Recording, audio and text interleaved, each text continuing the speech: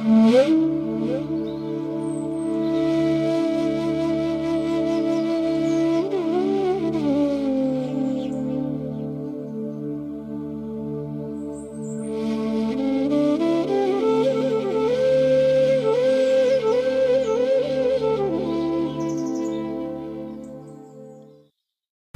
निरंजनं नित्यमनन्तरूपं भक्तानुकम्पाधृतविग्रहं वै ईशावतारं परमेशमिध्यं तं रामकृष्णं शिरसा नमामि।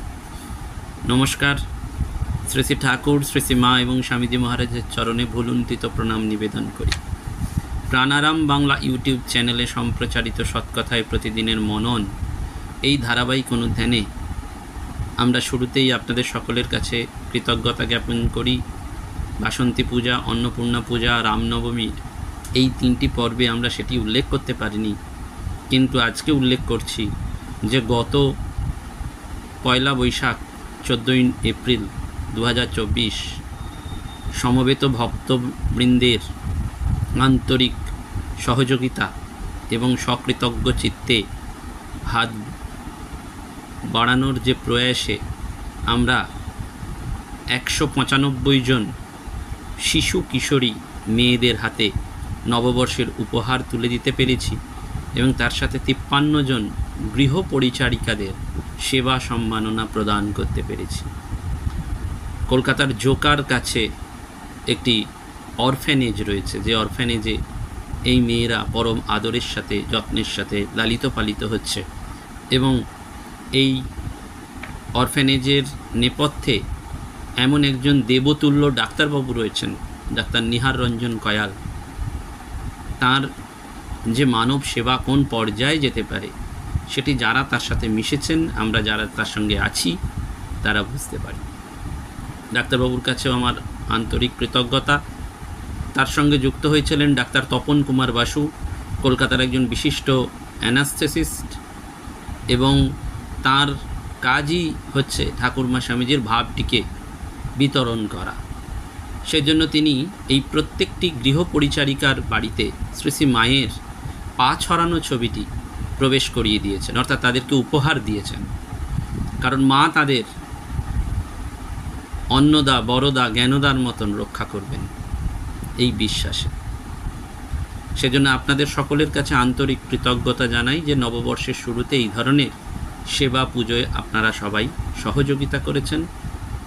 আগামী রবিবার 21 এপ্রিল আনন্দভবন ডিফ অ্যান্ড ব্লাইন্ড স্কুলে আমরা একটি স্মার্ট বোর্ড আনুষ্ঠানিকভাবে উদ্বোধন করব। এই স্মার্ট বোর্ডের কথা আমরা ফেব্রুয়ারি মাসে আবেদন রেখেছিলাম। শ্রীযুক্ত বিনায়ক গাঙ্গুলি মহাশয়, সমরবাবু ক্যালকাটা ক্লাবের ফিনান্স অফিসার এবং আরও কয়েকজন মানুষ ভক্তবৃন্দ এগিয়ে এসেছেন এই স্মার্ট বোর্ডটি, শ্রীলেখা ঘটক, এরা সবাই মিলে এগিয়ে এসেছেন এই স্মার্ট বোর্ডটি প্রদান করার জন্য। এই আনন্দভবন ডিফ অ্যান্ড ব্লাইন্ড স্কুলের কর্তৃপক্ষের কাছে আমরা সেটি পৌঁছে দিয়েছিলাম। সেটিকে আনুষ্ঠানিকভাবে উদ্বোধন করানো হবে এবং সেই দিন ওই যে দিব্যাঙ্গযুক্ত শিশুদের খাওয়ানোর ব্যবস্থা করেছেন একজন পার্থবাবু, বেহালায় থাকেন, এবং আরও অনেকেই এগিয়ে এসেছেন। তাদের কাছেও আমাদের আন্তরিক কৃতজ্ঞতা। এবং আমাদের সাধু সন্ন্যাসিনীদের যে সেবা পর্ব সেটি রয়েছে, সেটিও আমরা করব। এই সেবা যজ্ঞে আপনাদের কাছে আহ্বান যে আপনারা যদি আরও বৃহত্তরভাবে আমাদের সাথে যুক্ত হন। কোনো নাম নয়, কোনো ব্যানার নয়, কোনো প্রতিষ্ঠান নয়, সেই কনসেপ্টটি আমাদের মনে রাখতে হবে, যেখানে ভিক্ষা করেই আমরা সব কিছু সংগ্রহ করব এবং মানুষের কাছে পৌঁছে দেব। মানুষের টাকা নিয়েই মানুষের কাছে পৌঁছে দেবো। শুধু আমরা মাধ্যম হয়ে সকলের জন্য প্রার্থনা করে ভালোবাসাটুকু তাদের কাছ থেকে আমরা যেন অর্পণ করতে পারি, তাদের কাছে যেন পৌঁছে যেতে পারি এবং তাদের কাছ থেকে সেই ভালোবাসাটা যেন আমরাও পেয়ে আসতে পারি এবং আমরাও যেন তাদের ভালোবাসাটা দিয়ে আসতে পারি। তার জন্যে কোথাও কোনো প্রতিষ্ঠানের দরকার হয় না, কোথাও কোনো ট্যাক্স ছাড়ার সার্টিফিকেটেরও দরকার হয় না। আমাদের এই গৃহ পরিচারিকা সেবিকা বা গৃহ পরিচারিকাদের যে সেবা সম্মান, তার মূল ভাবনায় নেপথ্যে ছিল দক্ষিণেশ্বরের দেবালয়ের কর্মচারী বৃন্দের কথা। আমরা আজকে তাদের কথাই স্মরণ মনন করব। আমরা জানি যে উইলিয়াম নামে কোনো একজন সাহেব ঠাকুরের কাছে যাতায়াত করতেন এবং তিনি ঠাকুরকে নিত্য চিন্ময় বিগ্রহ ঈশ্বর পুত্র ঈশামসী বলে অভিমত প্রকাশ করেছিলেন। তিনি ঠাকুরের উপদেশে সংসার ত্যাগ করে হিমালয়ের কোনো স্থানে তপস্যায় শরীর ত্যাগ করেন এবং দক্ষিণেশ্বর সেই চৈতন্যময় সত্তা, সেই স্থান, মাস্টারমশাই বলছেন শ্রীম যে ওখানে তপস্যার যে আগুন সেখানে একেবারে গমগম করছে যেন। সেই দক্ষিণেশ্বরের মন্দির এবং বিগ্রহ সমূহের অনুপঙ্খ বিবরণ পাওয়া গেলেও সমকালীন মন্দির কর্মচারীদের পরিচয় নিয়ে মত পার্থক্য রয়েছে। সেই সময়ের বর্ণিত বিবরণ থেকে জানা যায় যে মূল মন্দিরে কর্মরত পদের সংখ্যা, ব্যক্তিদের সংখ্যা ছিল ২৬, কিন্তু পরে শশীভূষণ সামন্তের গ্রন্থে সেটি দাঁড়িয়েছে প্রায় ৬০ থেকে ৭০ জন, কেউ কেউ বলছেন ৫৩ জন। মূল কথা হচ্ছে যে আজকে আমরা সেই কর্মচারীদের কথা একটু স্মরণ করব। প্রথম পদ ছিল ভবতারিণীর পূজক। ৩১শে মে ১৮৫৫ সালে মন্দির প্রতিষ্ঠা হয় এবং পূজকের আসনে আসীন ছিলেন ঠাকুরের অগ্রজ রামকুমার চট্টোপাধ্যায়। তিনি ১ বছর এই দায়িত্ব পালন করেছিলেন এবং তারপর সাময়িকভাবে ঠাকুর ও রামতারক, পরে আবার ঠাকুর ও হৃদয়রাম ও রামলাল পরবর্তীকালে এই আসনে উপবিষ্ট হয়েছে। দ্বিতীয় পদে ছিলেন রাধাকান্তের পূজক। এই পদে প্রথম বহাল ছিলেন ক্ষেত্রনাথ চট্টোপাধ্যায়। ১৮৫৬ খ্রিস্টাব্দে নন্দ উৎসবের দিন তাঁর অনাবধানতায় গোবিন্দজির মূর্তির পা ভেঙে গেলে তিনি বরখাস্ত হন। সেখানে পরবর্তীকালে ঠাকুর, হৃদয়রাম, রামতারক, অক্ষয়, রামেশ্বর, দীননাথ, রামলাল এবং রামচন্দ্র চট্টোপাধ্যায় এসেছিলেন। এবং তৃতীয় পদ ছিল দ্বাদশ শিব মন্দিরের পূজক। প্রসাদ দাস মুখোপাধ্যায়ের বর্ণনায় দেখা গেছে যে শিব মন্দিরের জন্য যে ৩ জন পূজক ছিলেন তারা রাসমণির কুলপুরোহিতের বংশধর এবং তারা বেতনগ্রাহী ছিলেন না। চতুর্থ পদ ছিল খাজাঞ্চি এবং তার সহকারী। সেখানে বহাল ছিলেন শশাঙ্ক চট্টোপাধ্যায় এবং তার সহকারী ছিলেন সতীশচন্দ্র মুখোপাধ্যায়। ঠাকুরের এক প্রাচীন জীবনী গ্রন্থে উল্লেখ আছে যে রামকৃষ্ণদেব ভাবন্মত্ত হইয়া সাধারণের সম্মুখে এই সকল নিয়ম বহির্ভূত কাজ করিতেছেন দেখিয়া দেবালয়ের খাজাঞ্চি এবং অন্যান্য কর্মচারীগণ মিলিত হইয়া পরামর্শ করিল, ভট্টাচার্য মশাই পাগল হয়ে সব নষ্ট করলে। এই কথা মথুরবাবুকে জানাতে হবে। এবং সেখানে দিনু খাজাঞ্চির বা দীননাথ খাজাঞ্চির নাম পাওয়া যায়, যিনি ঠাকুরকে সুনজরে দেখতেন না। তিনিও বলছেন, মায়ের কথায়, মায়ের উক্তিতে পাওয়া যাচ্ছে যে দিনু খাজাঞ্চির মনোভাবের কথা ছিল যে ত্রৈলোক্য আমাকে 7টি করে টাকা দিত। ঠাকুর দেহ রাখার পর দিনু খাজাঞ্চি এবং অন্য সকলে মিলে ওই টাকাটা বন্ধ করবে। পঞ্চম পদ ছিল মোহরার তথা মুহুরি। এখানে প্রথমেই ছিলেন রামধন ঘোষ, তারপর ভোলানাথ মুখোপাধ্যায় মুহুরি পদে আসীন হয়েছিলেন। এবং ঠাকুর ও রামধন সম্পর্কে একটি সংবাদ জানাচ্ছেন পরম পূজ্যপাদ স্বামী চেতনানন্দজি মহারাজ। মন্দিরের খাজাঞ্চিরা কেউ কেউ ঠাকুরকে জ্বালিয়েছেন, কেউ কেউ শ্রদ্ধাও করেছেন। তাতে ঠাকুর বলছেন, বেড়ালকে ভোগের লুচি খাইয়েছিলাম, দেখলাম মাই সব হয়েছেন, বেড়াল পর্যন্ত। তখন খাজাঞ্চি সেজবাবুকে চিঠি লিখলে যে ভট্টাচার্য মশাই ভোগের লুচি বেড়ালদের খাওয়াচ্ছেন। সেজবাবু আমার অবস্থা বুঝত, পত্রের উত্তরে লিখলে, উনি যা করেন তাতে কোনো কথা বলো না। এই খাজাঞ্চিদের কথা তিনি বলছেন, মুহুরিদের কথা বলছেন। এবং পঞ্চম পদের পর ষষ্ঠ পদ ছিল ভান্ডারী।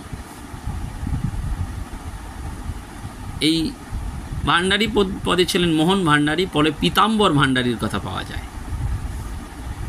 এবং মুহুরি কিন্তু সংখ্যায়, ক্রমিক সংখ্যায় ছিল 5। তার মধ্যে জনার্দন খানসামার কথা পাওয়া যায়। পরমহংসদেবের জীবন বৃত্তান্তে রামধন সংবাদ দের কথাও জানা যাচ্ছে যে রামধন ছিলেন ঠাকুরের বিরোধী। সপ্তম পদে ছিলেন পাচক ব্রাহ্মণ, অষ্টম পদ ছিলেন টহলদার, নবম পদ ছিলেন কীর্তনিয়া, এদের কথা আমরা বলেছি। দারবানের কথা আমরা বলেছি। এই দারবানের কথা বলতে গিয়ে আমরা একটু স্মরণ করছি যে সেই হনুমান সিং, কেরামত সিং, মধু ঘোষ এবং রামতারণ ঘোষ।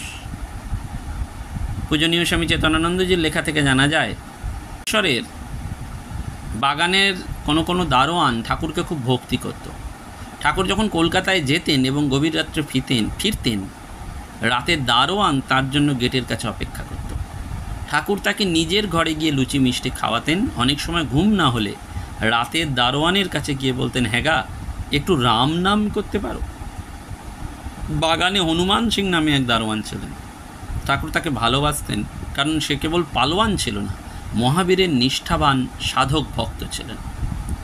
একবার একজন পালোয়ান দক্ষিণেশ্বরে আসে এবং হনুমান সিংয়ের সঙ্গে মল্লযুদ্ধ করে তার পদ নিতে চায়। তা হনুমান সিং দিনে একবার ভোজন করত, প্রাতঃস্নান করতে এবং ইষ্টমন্ত্র জপ করতে শুরু করল। ঠাকুর তাকে জিজ্ঞাসা করলেন, তুমি ব্যায়াম এবং পুষ্টিকর আহার দ্বারা শরীরকে প্রস্তুত করিয়া লইলে না নতুন মল্লের সহিত প্রতিযোগিতায় পারবে কি? হনুমান ভক্তিভরে প্রণাম করে বলল, আপনার কৃপা থাকে তো আমি নিশ্চয়ই জয়লাভ করব। হনুমানেরই জয়লাভ হবে। মধুসূদন ঘোষ ছিলেন চাঁদনির দারোয়ান। ঠাকুরের আমলে মন্দিরের কর্মচারীরা তাকে পাগল হিসাবে দেখেছিলেন এবং সেই আমলে কর্মচারীদের মধ্যে অনেকেরই পরে ভুল ভেঙেছিল। তাদের মধ্যে একজন হচ্ছেন এই মধু ঘোষ, কামারঘাটিতে বাড়ি, খুব বৃদ্ধ শয্যাশায়ী। তিনি ছিলেন দারোয়ান, কড়া মেজাজের লোক। বাগান থেকে কোনো ছেলেপুলে ফুল তুলতে গেলে তাদের তিনি চর চাপ্পড় মারতেন। পরমহংসদেব এই জন্য তাদের খুব তিরস্কার করতেন। তবু তাঁর আচরণে কোনো বদল ঘটেনি। তিনি দিনু খাজাঞ্চির দলে ছিলেন। পরমহংস মশাই সম্পর্কে যত বাজে কথা বাবুদের কানে তুলতেন, কিন্তু সেই পরিণত বয়সে তার আঙুলগুলো এমন বেঁকে গিয়েছিল যে তিনি হাতে হাতে খেতে পারতেন না, জামা কাপড় পরতে পারতেন না, কোনো কাজই নিজে করতে পারতেন না, সবই অন্যকে করে দিতে হতো। অর্থাৎ বিপদ তারণকে অগ্রাহ্য করে বিপদকেই তিনি ডেকে এনেছিলেন। এমন দুর্লভ সঙ্গ পেয়েও কৃতার্থ হতে পারেননি, বড় হতবাক্য ছিলেন। পঞ্চদশ পদের কর্মচারীরা ছিলেন মালি, ভর্তাভারী, বনমালী, গোলক দাস, শিবু সাউ এবং ফটিক।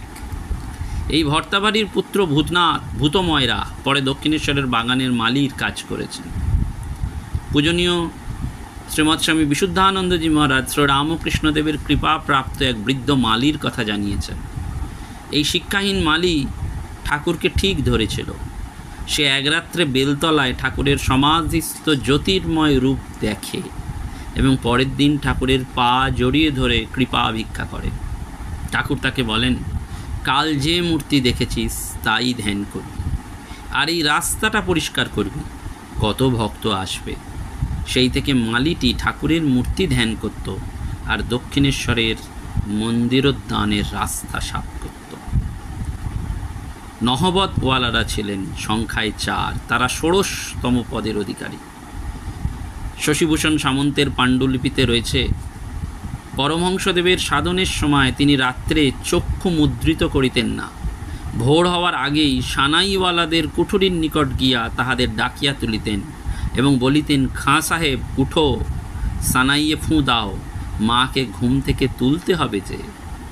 সানাইবাদকরাই ভট্টাচার্য মশাইয়ের ডাকে ঘুম হইতে উঠিয়া সানাই বাজিতে লাগিতেন। অর্থাৎ ঠাকুর নিজে নয়, অন্যকেও কিন্তু সেই ভগবত চরণের দিকেই এগিয়ে দিচ্ছেন, ভগবত নেশাতেই তিনি ধরিয়ে দিচ্ছেন। এবং পরবর্তীকালে এই যে পরিচারক, তাদের মধ্যে ভূতনাথ সর্দার, মনেশ্বর এবং গগন পাঁজার কথা পাওয়া যায়। লাটু মহারাজ বলছেন যে কালীবাড়ির একজন চাকর তামাক খেয়ে যেমন হুঁকোটি রেখেছে, আর ঠাকুর দৌড়ে গিয়ে সেই হুঁকোয় টান দিলেন। অমনি কালীবাড়ির বামুনরা বলে উঠল, ছোট ভট্টাচার্যির জাত গেছে, আর আমরা ওর সঙ্গে খাবো না। ঠাকুর বলতে লাগলেন, আহ বাঁচলুম, শালাদের সঙ্গে না খেতে হলে বাঁচি। অষ্টাদশ পদ ছিলেন পরিচারিকা। আমরা তাদের কথা আগেই শুনেছি, যদুর মা, ভগবতী দাসী এবং বৃন্দেজি। বৃন্দেজির কথা আমরা কথামৃতে পাই। মাস্টারমশাইকে তিনি ঠাকুরের সঙ্গে সেই প্রথম দর্শনে বলছেন যে, আর বাবা বইটই সব ওর মুখে, সেই বৃন্দেজির জন্য রাখা লুচি তরকারি ঠাকুর ভক্তদের খাইয়ে দিতেন, আবার ভয়ও করতেন বৃন্দেজিকে। আর ভগবতী দাসী, তার চরিত্র খারাপ ছিল, কিন্তু সে কাশী বৃন্দাবন প্রভৃতি তীর্থ করেছিল, সাধু দর্শন করেছিল, রানী রাসমণির বাড়ির পুরনো দাসী ছিলেন। আর যদুর মা, সেই যদুর মা, যদু বলে তার এক সন্তান থাকায় তাকে যদুর মা বলা হতো, পঞ্চাননী দাসী তার নাম ছিল। সেও শ্রী মাকে আঙুল কাটার সময় ন্যাংড়া বেঁধে দিয়ে সেবা করেছিল এবং মায়ের চরণ স্পর্শ করেছিল। 62তম পদ ছিলেন গাজী সাহেবের একজন পরিচারিকা। তারপর ভারী ছিলেন, রাজমিস্ত্রি ছিলেন। সেই রাজমিস্ত্রির কথা পাওয়া যায় যে দাতারাম ঘোষ মণ্ডল বলছেন যে তিনি যখন 14-15 বছর বয়স, তখন ঝড়ি ম্যাথরানী, সেই ঝড়ি ম্যাথরানী রসিকের স্ত্রী, তিনি বলছেন যে আমাদের ঘরের লোকেরা তার মুখ থেকে পরমহংসের কথা শুনতে চাইতো। তিনি কেঁদে অস্থির হয়ে বলতেন, ভগবানের কথা মুখে কি করব, তিনি যে পায়ে পথে হেঁটে যেতেন আমরা সে পথে যেতাম না, পাছে তাঁর পায়ের ছাপে আমাদের পা লাগে। একথাও আমরা স্মরণ করেছি। আমরা হারান মণ্ডলের কথা একটু স্মরণ করি, যে সেই হরণ মণ্ডল, সে ছিল গোশালার রাখাল। তার ছিল খুব গাঁজার নেশা। কাজের সময় গাঁজার নেশায় পড়ে থাকতেন আলমবাজারের খালের পাশে।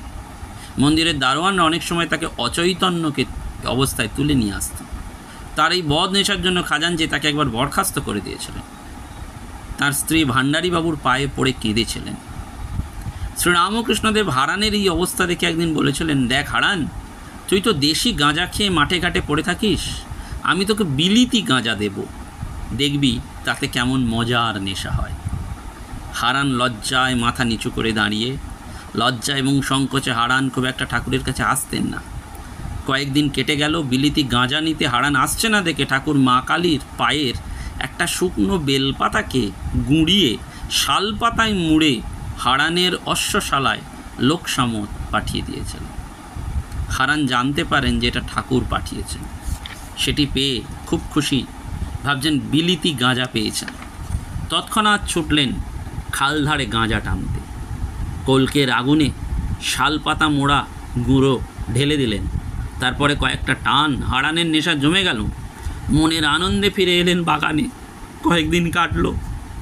তারপর হারান আর গাঁজাখোরদের সাথে গাঁজা টানতে খালধারে যাচ্ছেন না। তার সঙ্গীরা একদিন ধরে বসলো কেন সে গাঁজার আসরে যায়নি। তখন হারান বলছে, ভট্টাচার্য মশাই এমন বিলিতি গাঁজা দিয়েছেন যে সেই খেয়ে আর দেশি গাঁজা টানতে মন আসে না। সেই একদিনের গাঁজা খেয়ে হারানের নেশা চিরতরে চলে গিয়েছিল। হারান সকলের প্রিয় পাত্র হয়েছিলেন। রোজ সন্ধ্যায় বিষ্ণু মন্দিরে কীর্তনের আসরে হাজির হতেন। বাড়িতে পরমহংসদেবের ছবির সামনে বসে কীর্তন গান করতেন।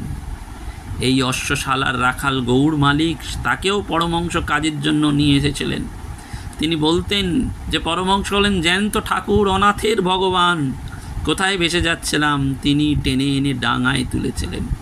তার তুলনা কি অন্য কিছুতে বোঝানো যায়? যে তাকে ভালোবাসবে সেই তোড়ে যাবে।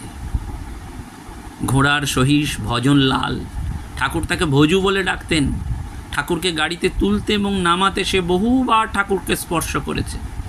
ভজনলাল প্রৌঢ় বয়সে বলতো যে সে এতকাল জীবিত আছে কারণ রামকৃষ্ণদেবের সেবা করেছে বলে।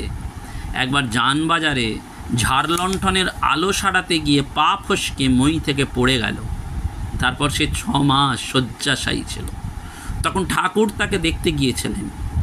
ভজনলাল মৃত্যুর পূর্ব পর্যন্ত বিশ্বাস করতেন ঠাকুর তাকে স্পর্শ করেছিলেন বলে সে পুনরায় গাড়ি চালাইতে পারিয়াছে। ঠাকুর তাকে বলেছিলেন তুমি আবার গাড়ি চালাইবে। বাস্তবে তাই হয়েছিল। ধর্মপ্রাণ মানুষ ঠাকুরের কাছে আসত নানান সময়, নানান রূপে তাকে দর্শন করেছেন। কেউ তাকে ঈশা, কেউ তাকে নানক, কেউ তাকে পীড় দেখেছেন। কিন্তু এই কর্মচারীরা, তাদের সাথে তো ঠাকুরের নিবিড় নৈকট্য ছিল। তাদের কাছেও তো ঠাকুর দিনের বন্ধু, জ্যান্ত ভগবান, কারুর কাছে ভগবান। মান অপমান কোনো কিছুর হুঁশ ছিল না, কেবল ছিল তার সেই নিখাদ হাসিটি।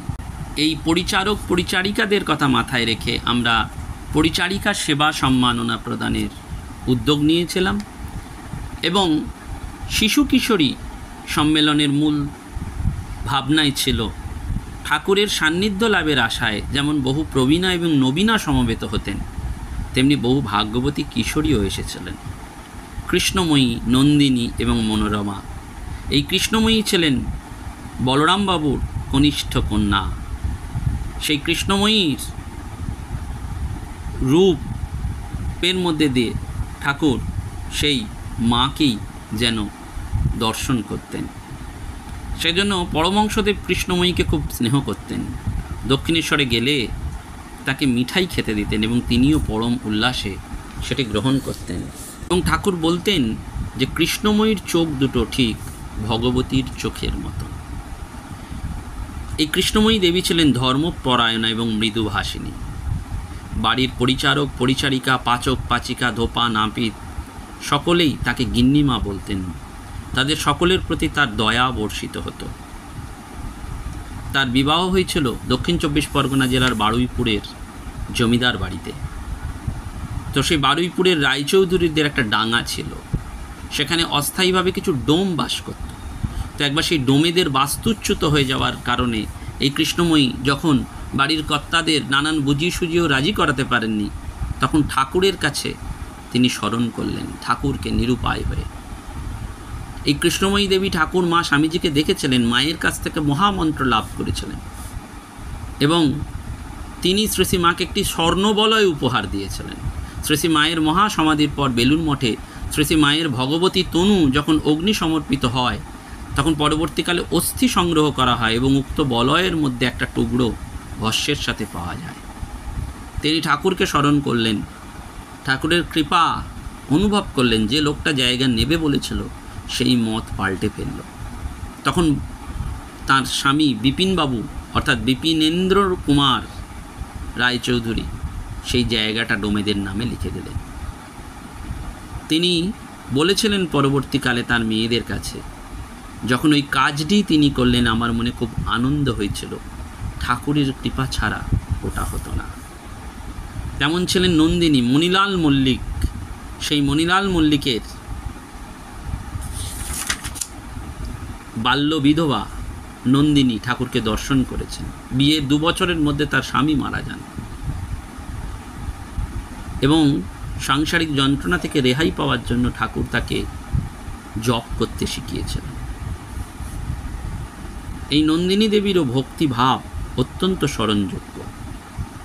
সিঁদুরিয়াপট্টির বাড়িতে অবস্থানকালে নন্দিনী দেবী প্রায় গঙ্গা স্নানে যেতেন এবং বাড়ি ফেরার সময় অন্ধ, আতুর, খঞ্জ ব্যক্তি দেখতে পেলে তাদের পয়সা দিতেন।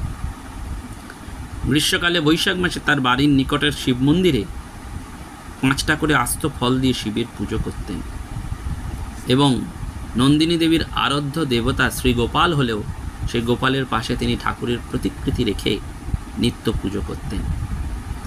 ওই যে ঠাকুর লীলা প্রসঙ্গকার বলছেন, ঠাকুরের কাছে একদিন নন্দিনী জিজ্ঞেস করেছিলেন যে ভগবানের চিন্তা করলেই, ধ্যান করলেই এর কথা, সংসারের কথা, এইসব মুখ অশান্তি ভেসে আসে।